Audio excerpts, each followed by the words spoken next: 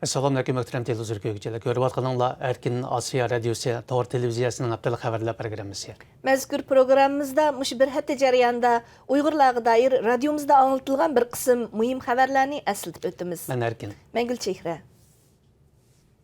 Yaqinqi mezgillarda Xitoy hukumatı axborotni maxfiy tutgan yana bir voqea 9 fevral Yenisar paltaliq hujumi radiomiz tarafidan oshkorlandi.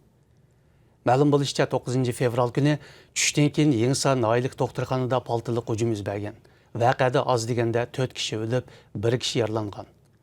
Yenisardagi ahvoldan xabardor kishilarning bildirishicha, hujumchi Mehmet Ali 8% ning otasi bo'lib, noyillik kasbi bilan shug'ullangan ekan.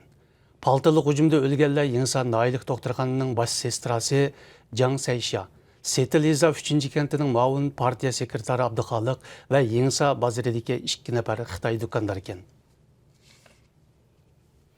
14 fevral günü Gumunayis'te piçaqlıq hücum yüz berib 6 nafar Xitoy öldürülgəndən keyin Xotan vilayetining vaziyati favqulodda jiddiyleşken. Xotanning Kiriya və Çirinayları ciddi uqtirish chiqarib, yüzlügen yardımcı saqchi, amallik xodimi və çarlash xodimi yollaganligi ma'lum. Kiriya nayisining Ko'kyar və Siyek yezliq saqchixonalari radiomiz ziyoratini qabul qilib, bu ahvolning rostligini dalilladi.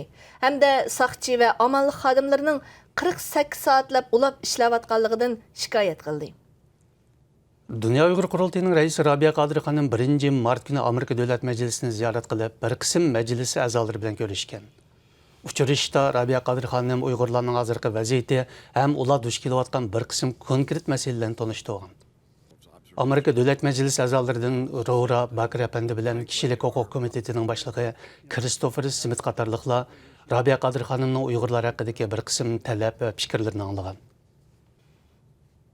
Birinchi navbatlik Sharq Turkistonliklar strategiya muhokama yig'ini chet ellardagi bir qism Uyg'ur tadqiqotchilar, jamoat arboblari va siyosiy faoliyatchilarning bosh qo'shishi bilan 25 fevraldan 27 fevralgacha Shimoliy Siprus Turk Jumhuriyatining Girna shahrida o'tkazildi. Turkiya strategik tushunchalar institutining mutaxassisi Doktor Erkin Akramning tashabbusi bilan chaqirilgan bu uchrashishga dunyodagi 12 davlatdan kelgan 19 vakil qatnashgan. Mazkur uchrashishda navbatdagi murakkab xalqaro vaziyat va Uyg'urlar duch kelayotgan siyosiy reallik muhokama qilingan. Shundaqla mutaxassislarning bu vaqtdagi izlanishlari anglab o'tilgan. Yig'in tashkillovchisi Doktor Erkin Akram ziyoratimizni qabul qilib, bu vaqtdagi qarashlarini bayon qildi. Uyghur Abdunum rayonluq diniy ishlar doiralari yaqinda hujjat tushirib, yerlik organlardan qonunsiz diniy faoliyatlarning 26 xil ifodasini cheklash qarorini qat'iy amaliyashtirishni talab qilgan. Mazkur hujjatning qachon tushirilganligi ma'lum emas. Kuzatuvchilar mazkur hujjatning doiralar rayonda terrorlik va diniy asabiylikni uzil-kesil yo'qotishga qasam qilib, qurolliq hayvi ko'rsatayotgan bir mezgilda ijtimoiy taratqularda tarqalganligini ta'kidlamoqda. Yerlik kandid kadrlari navbatda masjidlar bilan diniy ulamolarning qattiq kontrol ostiga ilinganligini bildirdi. Dünya Uyghur Qurultayının sobiq bosh kotibi Nurmamat Musabay Efendi bu haqda inkas qaytirib, Xitoy hukumatining rayondagi diniy cheklamalarini qattiq aybladi. İgənlişcə Gumi piçaqlıq hücumidan keyin Uyghur diyarida davamlaşıyotgan terrorluq, bölgünçülük və diniy əsəbilikə zərbə beriş hərəkətinin universitetlərə qədər kengaytirilganligi diqqat qo'zg'amoqda. Növətdə Şinjan Universiteti, Xotan Pedagogika Oliy Texnikumi və İli Pedagogika İnstitut qatarlıq oliy maktablar o'quvchilarni siyosiy o'rganishga tashkillagan bo'lib, ularning diniy asabiylik va bölgünçülükə qarshi ifoda bildirishi yoki ehtinomi yezishi talab qilingan.